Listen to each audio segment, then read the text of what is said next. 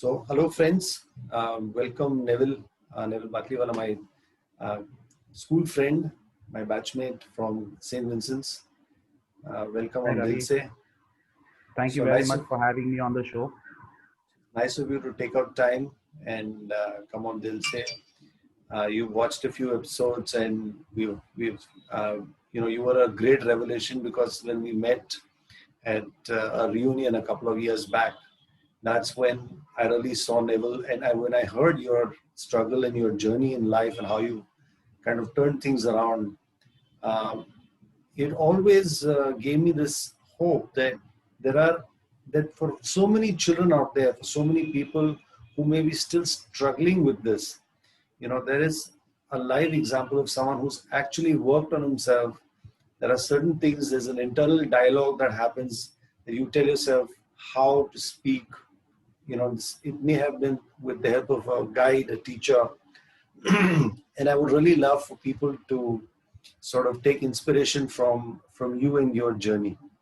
So it would be nice to hear, how did this first, if you could just share, when did you realize, when did you realize that there was this, stammering, or was it was it a big deal? Did the parents make a big deal out of it, or where did it start? I mean, where was the Oh, awareness level? mm, I don't know the technical terms that I use for this, Ravi, but I do know that the problem that I had is something that is known as the developmental stammering problem. And developmental stammering means it happens at a very early age in your childhood. And it's nothing else but a neurological disorder. There's no second question about it. And your stammering happens because of two or three things, something like fear, anxiety, or your anxiety levels are very high, or you're very scared about something, or you're just extremely eager to do something. So that is when this thing crops up. So it's a developmental stammering problem which I had. I would say first standard, second standard, maybe. It started its boom from third standard, big time. Yeah. And how did you cope with it? And when you realized that there were when you're over anxious to say something, or when you were in a hurry to say something, how was your Uh, no, Ravi, how did you I was not able to cope with this problem in mm, utmost honesty. I've lived with it throughout my school life. I have lived with it throughout my college life. Uh, See, let me explain first before I come to how I coped with it. I'll explain to you what happens to a child who is stammering, what please happened to do, me in my yeah, mind. You know? please do. So, for example, there are certain words, like a word like mummy got converted into mummy. And there is certain words were prolonged. For example, milk became milk. And I didn't know why that is happening. When you are talking and suddenly you just snap, your brain stops, your lips stop. You just cannot proceed further. The information, the knowledge that you have about the subject is all there in your mind, but you just don't know how to bring it out. So there's a constant struggle, there's a constant struggle in your mind where you are desperate that people should take you seriously in school, which which was absent as far as my case is concerned. And the bigger problem is, of course, it is across the globe. It has been proven that this particular problem is more in boys than in girls. So it's a ratio of 10-90. But I would say I was not very tensed about the problem of stammering that I had, Ravi. In fact, the problem was the response that I got because of stammering. What happened to me because of this problem Yeah, was something which was very disturbing, very disturbing. I mean, I'm sure you must be knowing that you know uh, people perceive me as someone who is like fun loving, mm, and let's joke, and wow, if you want a party you call him. But in utmost honesty, to tell you, I have been an absolute introvert in my normal natural ways. I can And the imagine. reason, yeah, and the reason why I chose to do, these kind of, some comedy here and there and some jokes here and there in school also and stuff, was a means to attract attention from students or from my friends.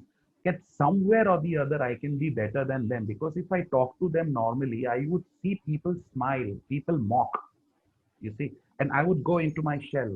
Yeah. Now, how do I bring about this, this realization in the minds of people? Okay, Baba, take me seriously also in some ways or the other. So True. the only escape route was to do something like this, crack a joke here and there, and people would laugh and people would say, hey, wow, join in and stuff. That was the only thing I had. And so yeah, it was a very hard journey in school, very, very hard. I haven't spoken much about it until now, but yes, it was extremely difficult. Not just in school, even at home, amongst friends, family members, it was very difficult. I remember my father just snapping practically every day, and so he used to tell me, "Stop, go back, go back to what you were saying, and say it again." Then I would come exactly, and I would stop at that one. Go back, go back. So it was difficult. Yeah, Yeah, because as a child, you there are other kids around you who yeah, themselves are working from their own immature, childish minds, as you may. yeah, yeah, So, you know, it is, although sad that someone is picked on like this, but you're right. I mean, the way you masked it, or the way you cloaked it with humor, you've cloaked it with cloaked all your whatever may be going on inside the anguish, and you cloaked it. Let's have some fun. But that was yeah, just your way of dealing with it and saying, as you rightly said, that that the attention was to divert them from the from this issue to something which was more fun. So you yeah. want to be just like just treat me normally like you would to any other kid. Yeah, yeah. But there's a difference, Ravi. You see, there are certain children. And now I am going to use the term children because I've been through that phase. So Yeah, my message is for the kids as of today. There are some children, Ravi, who are not even aware that they are stammering. In my case, I was very, very self-conscious of the fact that I have this major problem in me. And what happens because of it is you get frustrated. There is embarrassment all the time, there is shame all the time. So I was self-aware. You see, as we normally say that when you deliver a speech, your sense of absolute certainty comes from two pillars. One is you should have profound knowledge of the subject that you're talking about, and two is you should be in a position in your mind at least to tell yourself, this is how I'm going to speak it out in front of public. Throughout my span till college, I knew information in my head that this is what I have to say. My problem was I was not able to bring it out. You see? So if a teacher in the class would ask the question to a student, so many times I've had so many examples in my head, and I know that somebody has raised his hand, and give an answer. I know in the back of my mind that this is not the full answer. I know more than you, but I would get scared to raise my hand because I just know that information. I didn't know how to bring it out because I was very self-conscious and I was aware that I'm going to, stop somewhere or the other. So it depends from child to child. It depends how one particular individual looks at it when you are a child. Definitely, Ravi, at that time, you would not focus on things like, effective communication and presentation skills. And we won't even understand. The child would not even true. understand in school what these things are. But the only thing that mattered most to me was that I should not be someone who is a reject. Accept me somewhere or the other. Don't take me and my, strengths for granted because I have this problem. And I kept on asking this question in my head, not just in school. I mean, anywhere, even in college. College, it had become worse because in school it's like, okay, fine, we've got all boys and all friends and all dudes, but college is like a mixture of boys and girls. Yeah. What would she think? What would she feel about me? So yeah. So where did you? Was there some medical help? Was there a teacher? Was there a guide? Someone who helped No, you along the way? no, Ravi.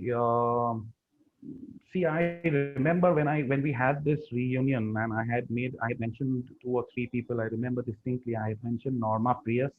I Mm. had mentioned Pacheco sir. I had mentioned Mrs. Kukre. And these people genuinely told me, talk slowly, talk slowly. I remember Pacheco sir telling me straightforward, and he would just cut me off. He says, wait, wait, wait, wait, man, please wait. You think first what you want to say and then you open your mouth. What are you saying? And I'm like, okay, sir, okay, sir. He said, go drink, go and have a glass of water and come. Many a times he said, go to the tap and drink water and come. Now say what you want to say. So, because we didn't have the technology also, right, Ravi? We didn't have Yeah, YouTube and Google to find out as true. what this problem is. But the essence of improvement started from Vincent Touchwood. And I'm very, very, very thankful to the school, thankful for the teachers that it started from school. And then it's as I grew up and as I started communicating and as I started speaking in public and we all stay in Modi colony, my cousins stay in Modi colony, and even amongst the cousins, we are less boys and more girls. So I always had, although she's my cousin sister, but still I would be an introvert. I would not want to come out and talk to her openly because I know that she will smile at me or smirk because I'm stopping. You see, so it was an ongoing journey until I came to a point where I said, that's it. It has to be cured. It has to come out. And then you can say, per se, revolution started. So when you say revolution started, क्या हुआ क्या इतना, what did you Oh, do, what things did you do differently to be able to work on this? Because we come to the fact that you have a job now, you worked in a very interesting field, which again we'll come to. And so which all requires effective communication. yeah, So when you say this revolution started, or this yeah. this internal kind of work started, how did it start? I mean, So how did it start? So in terms of point, I mean, even as of today, if I tell you this, you won't believe it, but I'm going to still tell you. I don't have an overall, what do you say, cover over this problem of stammering. It's still there in my system. It's just that I know how to avoid it now. It's not something that can be fully extracted from somebody. It's still there some way or the other, but I know how to suppress it. So the principle is the very first principle that I started telling myself, and of course I asked a few people here and there, and they said that think first and then talk. Don't start talking and then think whether what is it that I want to say. Don't do that. Then they said, don't have anxiousness on your face, and don't have voice modulation, your pitch going up and down. So, for example, so if I have to tell you, Ravi, did you see that match yesterday? Yeah, I mean, the way they played, they lost. So I've done that. Now I'm going to say the same thing to you. Ravi, did you see that match yesterday? It is surprising that they lost. So I had to make a conscious effort to keep my pitch low, my modulation low, and not have facial expressions. You get, you're getting what I'm saying? yeah, yeah, So instead of telling you, Ravi, no, I have personally gone and seen that person. He's the one who has done it. I would say, Ravi, I think you're wrong. He's the one who has done it. I don't need to bring expressions. These kind of things help me to improve, not my speech, to improve the way I think before I want to make a speech. So it started with that slowly and steadily until the time I finished my college and I started working in WNS and I was deployed to the UK for doing process migration. And I was there and I just by sheer accident happened to go and see this movie in a theater there called 8 Miles of Eminem. Eminem. Yeah, and I went there and I just instantly fell in love with what happened on screen. And I bought CDs and I bought his songs and I was at that time we didn't have these pen drives to download and Yeah, stuff. I used to buy CDs. And I asked myself, I said, I'm going to do this. Well, you won't believe the very first line from the song 8 Miles itself. The very name of the song is 8 Miles. The very first line I tried to sing and I stopped more than 20, 25 times. I'm like, God damn it, what is this?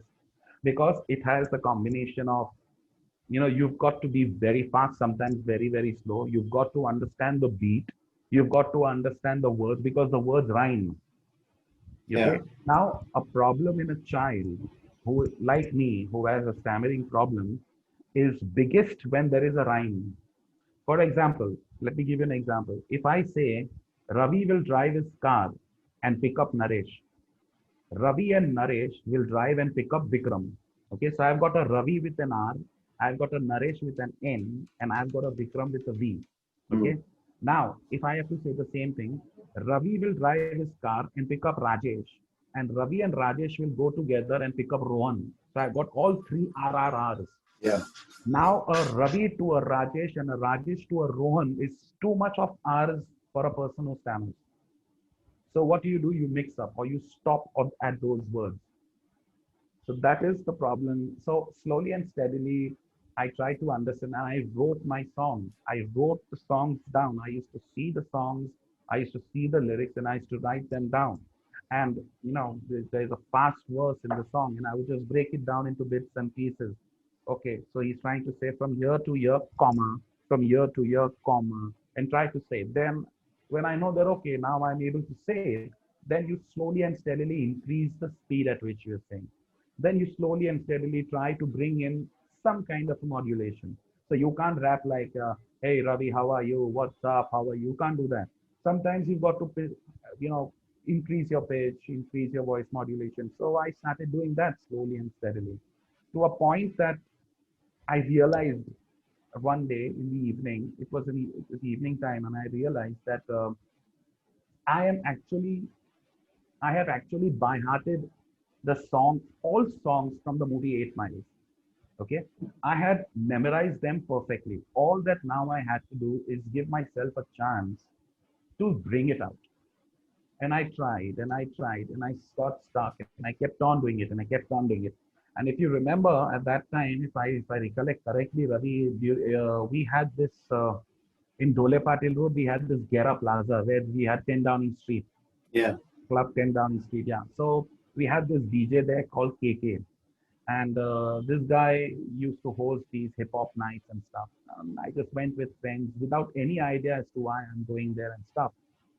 And they said somebody from my group went and told them that "Hey, we have a friend and he can rap." And they just said, "You come, you sing a song from 8 Miles." And I absolutely got, shocked. Ravi, you've got so many people around you and they want me to do it. And I remember very clearly, I told the DJ, I said, "I will rap, but I will not stand with the mic in front of the audience. I just want to sit down in your DJ cabin where the light is dim so that they can't see me." And he said, "That's not possible. You have to show yourself."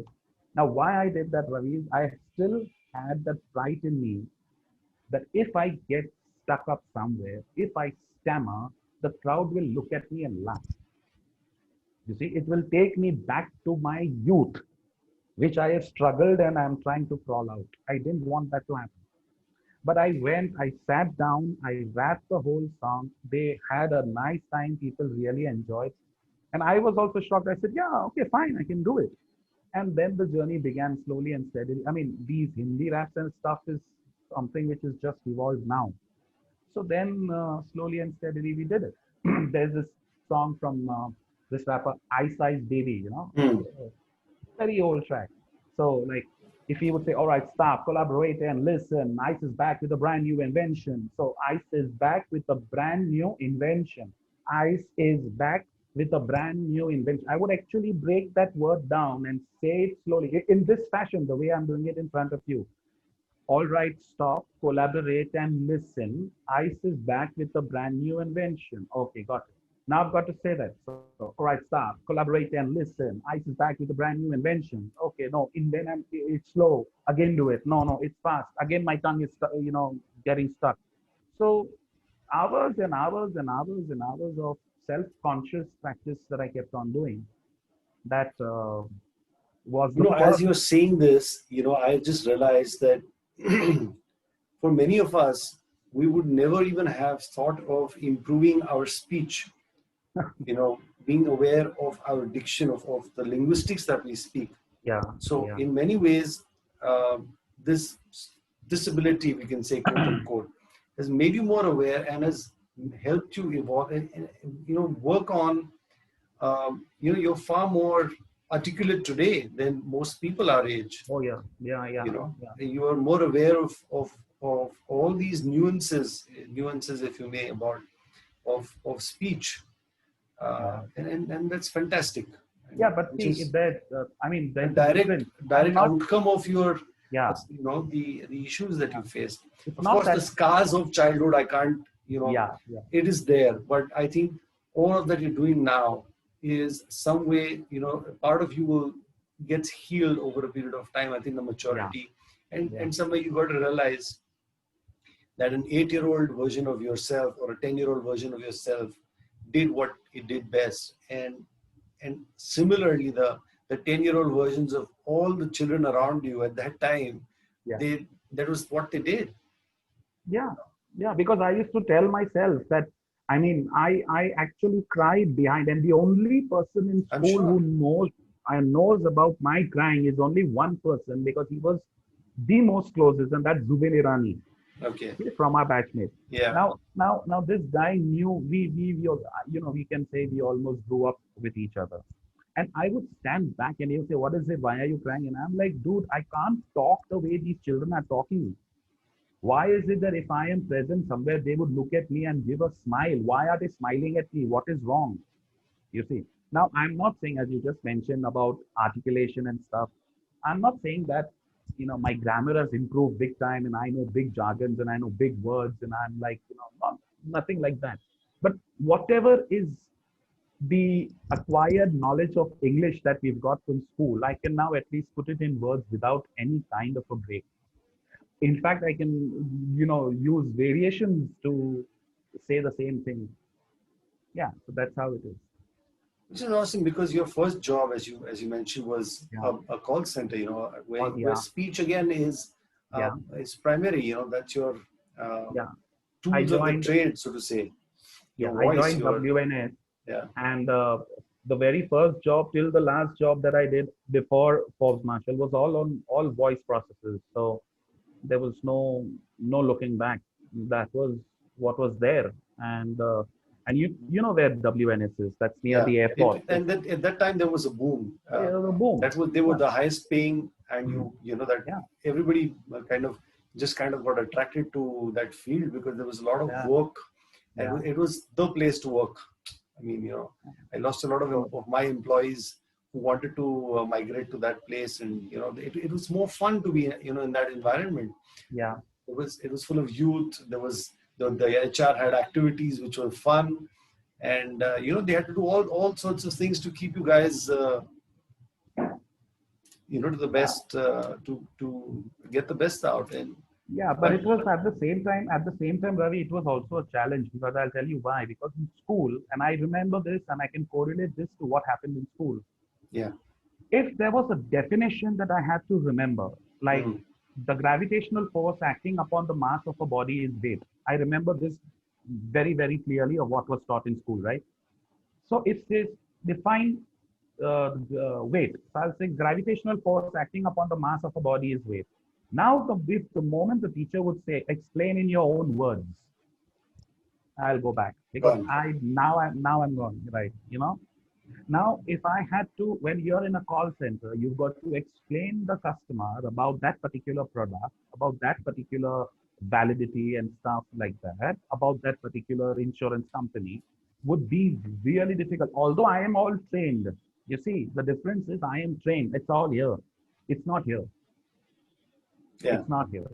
But if somebody said, now, if there was one dialogue that we had to say every time, so it's like, uh, good morning, sir. This is Neville speaking from World Network Services. How may I help you? There's absolutely no problem, because I just memorized it. I have not done anything. There is nothing, great that I did. I Mm, just memorized it. But explain in my own words the customer, why is this policy better than the other? I would struggle. So, but by the grace of God, yeah, by that time I had, overcome quite a lot of. I'm not saying I was totally clean, but I'd overcome quite a lot of these hurdles. Quite a lot of these hurdles. and somewhere along the way you got associated with uh, commentary for racing at Yeah, racing that was, events with yeah. the So club. So what's that all about? okay, so you can say it was a happy mistake. So you've seen this movie, Ravi, the Terminator, and you Yeah. see Arnold with that minigun and he shoots at the cops, and then he screams the human casualties, and you get zero point 0.0. So exactly, I had zero point 0.0 knowledge of what racing is and what a turf club is. Absolutely nothing. So my father just one day told me, "Come, let's go to the race. Do you want to come?" I said, okay, fine. And I didn't want to go and stand in the crowd where, in the betting ring, because I didn't know what are they trying to do there. So he said, you go and stand over there and you keep an eye over here because the horses will pass this way. I said, wow, this is fine. And the race started. And I very, very clearly remember that first day. And there was this commentator by the name of Cyrus Madan, and he started giving the commentary. And I was like, you can't see anything because you're like that end of the corner and you're standing here. And I'm like, okay, he's talking. And suddenly, from, it sounded like up on the outside, and suddenly his voice changed round the turn, and he pulled it. And the way he pulled it, as he was pulling his tone, his modulation changed. The crowd started like, yes. And then I realized, okay, that is the last bit that they have to run. And instantly, I fell in love with that man. Instantly. To that extent that my father was happened to stand behind me and he said that, boss, you okay? Is everything okay with you? I said, why? What's wrong? He's like, people are focusing on the horses running. He's staring at that man. And I said, yeah, because just see the way he's talking. And I told him, I said, Daddy, I want to do this. And he says, boss, you please leave from here because, you just try to manage to come out of what you're doing. That is not your cup of tea. And so I went up to Cyrus and met him. Hello, hello, Cyrus Madan in my mind, like he's a Parsi, I'm a Parsi. So everything will be all goody goody and just Hunky talking. dory. Yeah. And in the first one or two lines that I spoke to him, I got stuck so many times. Like, hello, sir, my name is Neville. And I said, okay. The way he stared at me, I said, this is not the time to tell him I want to be a commentator. So leave it. This is not the time. So, but then I asked people in the race course as to what do they do. Then I got acquainted with this person by the name of Deepak Rajpal. Very, very profound influence in my life of that man. And he gave the idea of what racing is all about and how you associate the color, the jersey color with the name of the horse and how you need to do it. But, Ravi, um, how do I put this across? The challenge was never in doing commentary, and I'll tell you why. Because I had already started doing mimicry of what a commentator does. Acha. So I'll tell you what happens. Like, for example, Cyrus Madan, the moment the horses approach the bend and they come in the straight for the last Yeah. 400 or 500 meters, there was one common statement that he made in every race, and he would use these words. So he would say that as they approach the bend and straighten up for the final running, and now there is a sudden rush for the winning post. He would say this, and now there is a sudden rush for the winning post. Now, I don't know the name of the horses. I don't know anything at that time. Yeah. So I would just stand at the race course, and before the race happens, I would just look. I see nobody's there besides me, and I would say that on the outside, and now with about 800 meters more to go, and the horses are in a rush for the finishing post, and I would do something like that. I kept on doing it. I kept on doing it. Then he would say something else, and she's winning in brilliant style on the outside. Okay, brilliant style on the outside. I just started memorizing what they did. Least realizing that it's extempo. Sometimes you got to say because you give a commentary the way the race goes. You see a Correct. small pace, fast race, or Yeah. medium pace race. And I didn't know that. So then I came to know that you've got to memorize. I said, oh God, right now I'm trying to memorize how to break up the words and speak slowly. Now you've got to memorize the names. And the names are also escapade. Again, the same problem as I told you. Now I gave you the Yeah. The example that rhyming. Yeah. Ravi, Naresh, and this one. Now, if Yeah. I've got a horse called horse A, B, C, and D, then it's fine. If a horse is A, second name is AA, third name is AAA, so it becomes too difficult because there are too many A's. So you come back to the same old your level of yours. It's a reflection of your past that comes in front of you, and you're like, God damn, you can't afford to do this. It's not right. But then, yeah, I kept on pursuing that dream. I kept on pursuing it, and I used to make these colors on the laptop with paintbrush. I used to make these colors, and I used to memorize names. And up on the outside with about two, oh, again stuff two few bol raha hu main yaar. It's 2,200 bolna barobar se, because you have to say the distance, you have to say the name, negotiating the bend. It would happen like that. So I'm trying to say straighten up for the final running, but straighten in one word would not come. So like again, go back. So there's a lot of, as I said, there's a lot of conscious effort that went into this. Till the time I said, yeah, fine, and I went and spoke to Cyrus Martin. He said, okay, fine, you come along and let's do a test of 10 horses. And I said, sir, I'll just say there was no live race, right? So it was Mm. just colors on the board. And I just started. I said, and they're off and racing for the second race of the afternoon, even dispatching the gates by all the runners. And as they settled down to it, it just went on. It just went on. And so he was quite happy. And then slowly and steadily, I came into giving commentary for these mock races, commentary for Gymkhana races, and then came into small pieces here and there in the mainstream. But the journey was quite interesting. Yeah, the journey was quite interesting. That this is what I'm saying. It's so amazing. You know, the strength of your character, the strength of your conviction, and you know that this is not going to hold me away from what I genuinely like. You know, and if speech is something because of which I'm not able to, or if this is something which is an impediment for me, I'm going to turn it around. Yeah, And so I think the high of, correct me if I'm wrong, but I think the sure. high of being able to, give that rush to people. So when there Yeah, are, especially at a race course, you know, if you can yeah, elicit that response from people, I think that's a big high. You know, yeah, it gives yeah, a big big time. kick. This Yeah, is, you know, I yeah, can do this with my speech. yeah, You know, I yeah. think that's such an Because important yeah, yeah, because aspect to if this. you have the you have the control in your hand Yeah, to pep them up, to pep them up. I can do the same thing as they negotiate the bend and straighten up for the final running, and it's Escapade who is into the lead with about 2 lengths. So people are not going to, it's like just another commentary. But yeah, then round the turn and into the straight, you're like, so I'm going like, no, no, no, no, I'm going with that tone. Now I'm coming down. Now I'm going up. Now so these kind of modulations play a toll on people's head. And yeah, I told myself, I said, wow, okay, I'm able to do it.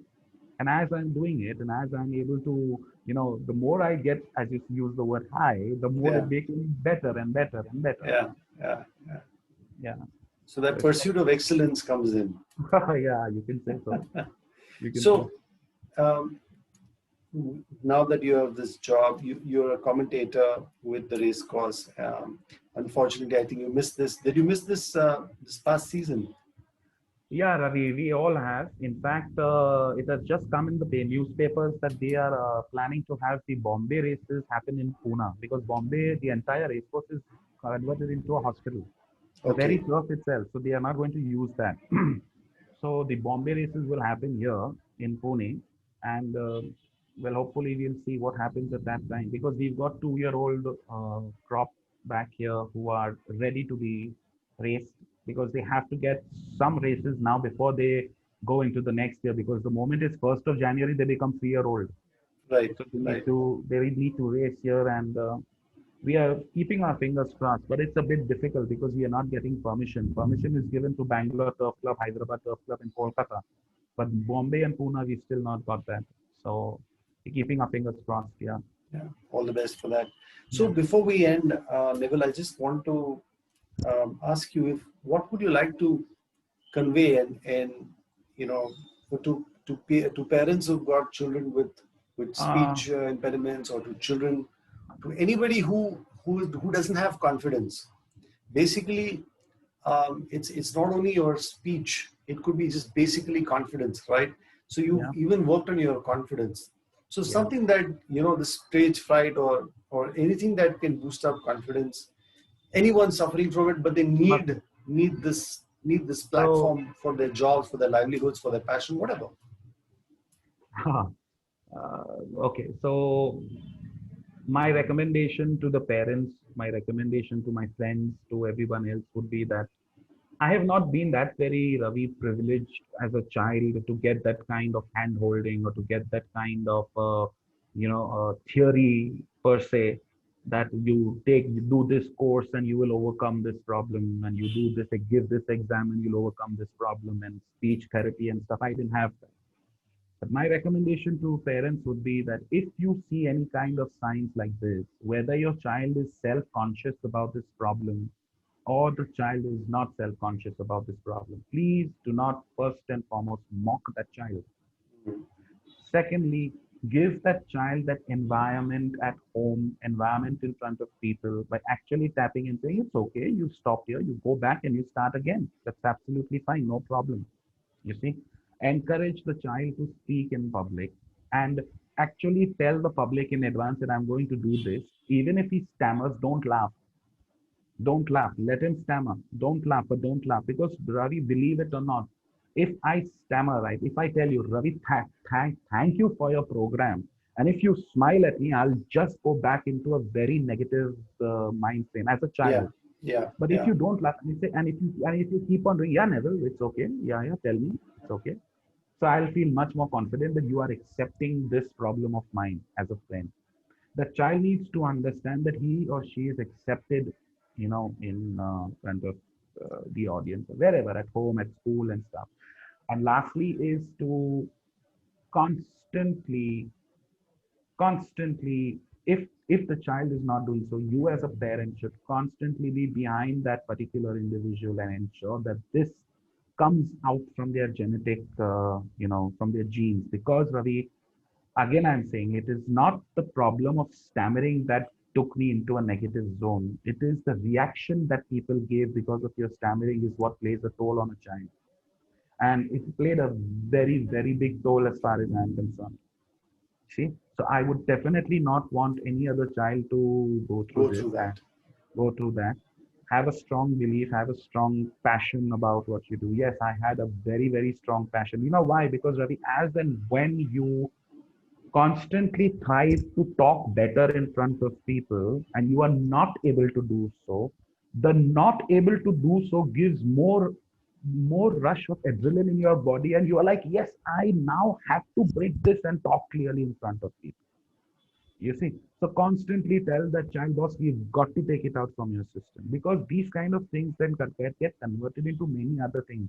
We have some children who Yeah. just bite nails. Yes, yes. There So is no it nail could relate. grown. There could be a lot of Yeah, other psychological because yeah, impacts. Yeah. yeah, it bites nails. I have a cousin brother of mine in the colony, Naushad, his name is, and this dude is on the ship, But if he's scared, he's about 35 years old. He's 5 years, 35. If he is scared since childhood till date, he'll take both his arms and he'll put it in the armpit and he'll stand as if it's very cold. Yeah. Only if I tell him, Nushad, don't worry, but your mom, I think she's not. Huh? Huh? He'll press it like this hard. Yeah. So these kind of things can pop up, In manifest in other in, ways. in manifest in other ways, and it happens very, very fast with children. Yeah. You see, it's like swimming. If you come to me and say, Neville, teach me swimming, I don't know. You may take another year to learn. But Yeah. if I have to teach your child will learn in less than 2 months. Yeah. You see, True. so these are the things which I would want people to know, that not everybody. Of course, we are very, very privileged, Ravi, that we've got YouTube and we've got so many online Yeah. classes, and you can see, and you've got Byju's and stuff. Just type in and you can see these videos. Like you shared that video with me and it was brilliant. But, but even those families as of today also, if they don't afford these things, if they cannot afford these things, then what is the solution? So my recommendation is, first and foremost, please don't laugh. Give that environment to that child, give that space to that child, and constantly tell that child that yes, you are accepted the way you are. It's perfectly all right. We'll get over it. Don't worry. Stop. Start again. Lovely. So yeah, So be encouraging, be patient, be that's loving, right. and I think that itself will, encourage the child to come out much faster. Yeah, yeah, So yeah. fantastic. Thank you. It's been really inspiring to Pleasure's all your mine, Ravi. journey, and the takeaways are awesome. So thank you, and thank you everybody for joining in, tuning into Dilse. And this was truly Dilse, Neville. Thank you. Thank you very much, Ravi. Thank you. Thank you.